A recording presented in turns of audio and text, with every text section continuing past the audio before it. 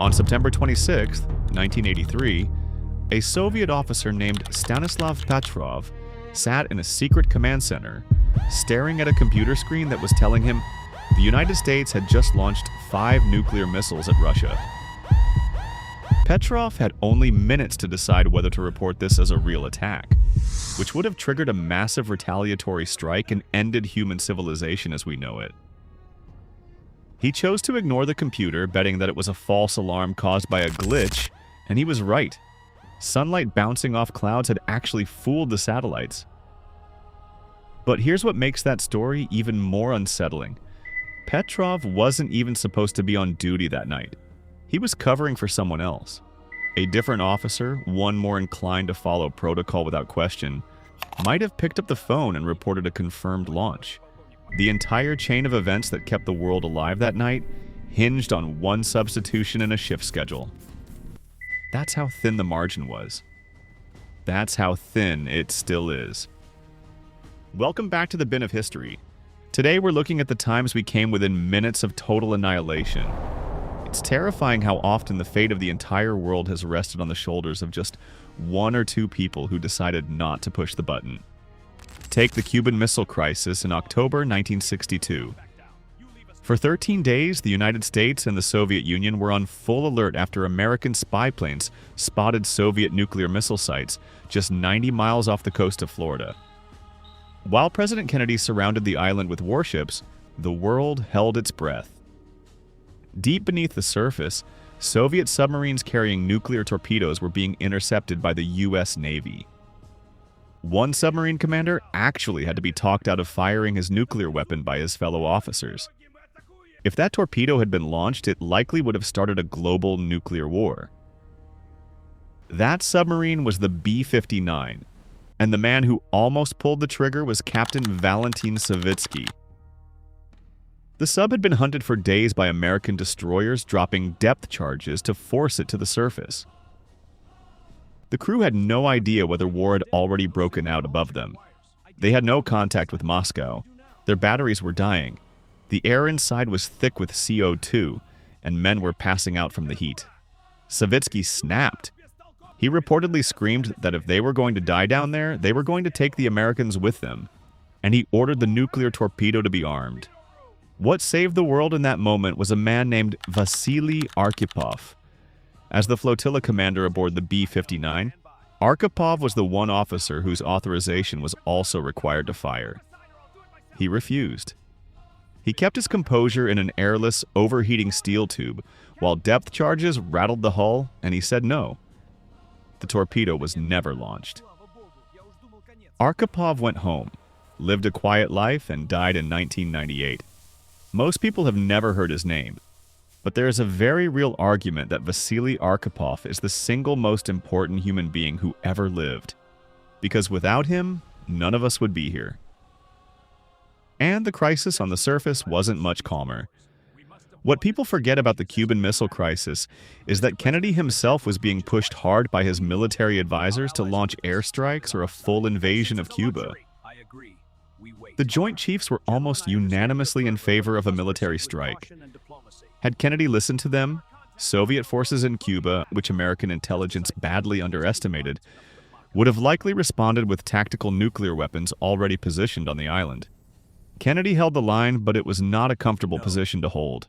Twice people tend to think of 1983 as just the year of big hair and arcade games.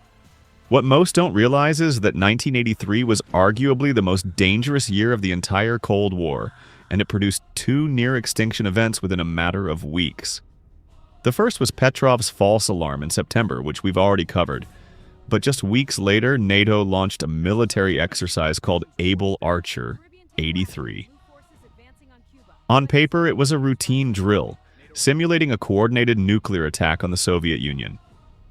In practice, Soviet intelligence was already on a knife's edge. Earlier that year, President Reagan had called the USSR an evil empire and announced the Strategic Defense Initiative. The Soviets genuinely believed a first strike from the West was coming, and Able Archer 83 looked to Soviet eyes like the real thing. The KGB had actually put its intelligence officers across Europe on high alert, watching for signs that the exercise was cover for an actual launch. Soviet nuclear forces in Eastern Europe were quietly moved to a higher state of readiness. Some historians who have since reviewed the declassified files believe the Soviet leadership was within a hair's breadth of launching a preemptive strike, not out of aggression but out of fear that they were about to be hit first. It was only after a British double agent named Oleg Gordievsky passed intelligence to MI6 about just how alarmed the Soviets had become that the Reagan administration fully grasped how close things had gotten.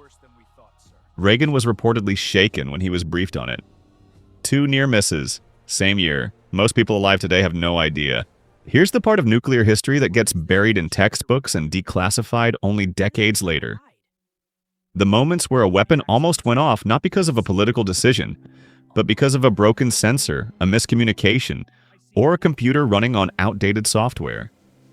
In January 1995, Russian radar systems detected what appeared to be a missile launch off the coast of Norway. President Boris Yeltsin was handed the nuclear briefcase, the actual device used to authorize a retaliatory strike, and his military commanders gave him roughly 10 minutes to decide. It turned out to be a Norwegian scientific rocket studying the Northern Lights. Norway had notified Russia of the launch in advance, but that notification had never made it to the right people. For several minutes, Russia was genuinely preparing to respond to what it believed was an incoming American strike. Yeltsin stood down, but the window had been terrifyingly small. Go back further to 1961, and you get the Goldsboro incident in North Carolina. A B-52 bomber broke apart in midair, and 2 nuclear bombs fell toward the ground. One of them cycled through almost every stage required to detonate. 3 of the 4 arming mechanisms activated on the way down. A single low-voltage switch, the kind you'd find in a household circuit, was the only thing standing between rural North Carolina and a 4-megaton explosion.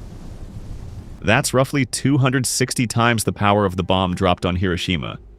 The state of North Carolina, gone. In 1980, a maintenance worker at a Titan II missile silo in Arkansas dropped a socket wrench. The wrench fell, punctured the missile's fuel tank, and caused an explosion that blew the warhead clean off the missile and sent it flying through the air. The warhead landed in a ditch. It did not detonate, but not because of any system designed to prevent it. It just didn't go off. These aren't isolated flukes. Between 1950 and 1980 alone, the US military acknowledged over 30 broken arrow incidents, the official term for accidents involving nuclear weapons. And that's only what's been declassified from one country. People tend to assume that because the Cold War ended, the nuclear threat dialed down with it. It didn't. The weapons are still there. The tensions have just shifted and multiplied. In November 2022, a missile struck a village in Poland called Przewodów, killing 2 people. For several hours, the world panicked, thinking Russia had finally attacked a NATO member, which would have triggered Article 5 and potentially dragged 32 countries into a world war. News organizations ran with it. NATO convened emergency meetings. Leaders scrambled. It turned out to be a Ukrainian air defense missile that went off course while trying to intercept a Russian strike. But the tension in those few hours was real, and the potential for a misidentification to cascade into something irreversible was frighteningly on display. Then in April 2025, the crisis between India and Pakistan pushed the subcontinent to the edge of something genuinely catastrophic. India launched strikes deep into Pakistani territory following a terror attack, and Pakistan, which has explicitly stated it would use nuclear weapons if its existence was threatened, began signaling that the threshold was near. Both nations hold nearly 170 nuclear warheads each. Pakistan has been especially explicit about one red line: interfere with the Indus River water supply, and nuclear weapons come into play. India, in the heat of that crisis, floated exactly that threat. The world pulled back from the edge, but only just. And unlike the United States and Russia, India and Pakistan have no formal hotline protocols that have been meaningfully tested under crisis conditions. Here's what should keep you up at night in 2025 and beyond. During the Cold War, the systems designed to prevent accidental war were built around buying time. Hotlines, verification windows, back channels. The whole architecture assumed that somewhere in the chain, a human being would have a moment to pause and ask whether the signal was real. That architecture is being quietly dismantled. The United States, Russia, and China are all integrating artificial intelligence into their nuclear early warning and command systems. The pitch is speed. AI can process satellite data, radar signatures, and threat indicators faster than any human analyst. In theory, that means better information. In practice, it means the window for human judgment is shrinking. A president already has roughly 6 minutes to make a decision once a warning comes in. As AI systems take on more of the assessment and recommendation layers of that process, the space for a Stanislav Petrov, someone who looks at the screen and says, "I don't think this is right," gets smaller and smaller. And here's the compounding problem. The communication infrastructure between nuclear powers is in worse shape than most people realize. The famous hotline between Washington and Moscow, which most people imagine as a direct phone line, is barely being used in any meaningful way. During acute crises, responses can take 48 hours. In a world where a false alarm gives you 6 minutes to decide, a 48-hour response window is not a safety net. It's wallpaper. The New START Treaty, which placed verifiable limits on the number of deployed nuclear warheads held by the US and Russia, and allowed for mutual inspections, expired in early 2026.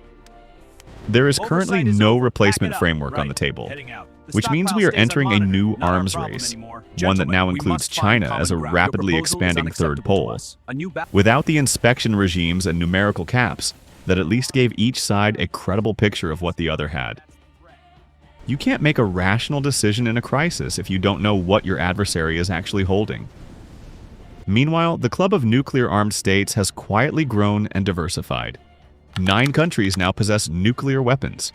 Some of them, like North Korea, operate with command structures that are almost entirely opaque. Kim Jong-un has centralized launch authority in a way that means there is no Arkhipov, no Petrov, no second voice in the room. There is one man and one decision. What it all adds up to.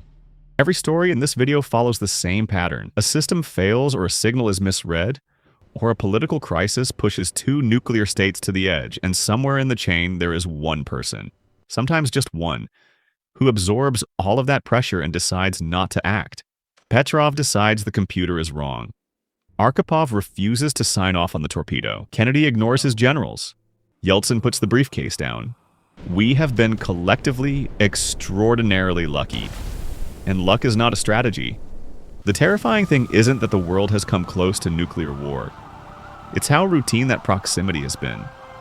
It's how many times the margin between civilization and catastrophe has been a single switch, a single officer, a single decision made in a basement, or a submarine, or a war room, by someone who was tired and scared and had minutes to act on incomplete information. The system has held so far, but it hasn't held because it was well designed. It's held because specific individuals in specific moments chose caution over protocol. The question worth sitting with is simple and deeply uncomfortable. How many more times can we count on that? Subscribe for more from the bin of history, and be honest in the comments. Who scares you the most having nuclear weapons? My name is Aaron, and I love history. Until next time, farewell.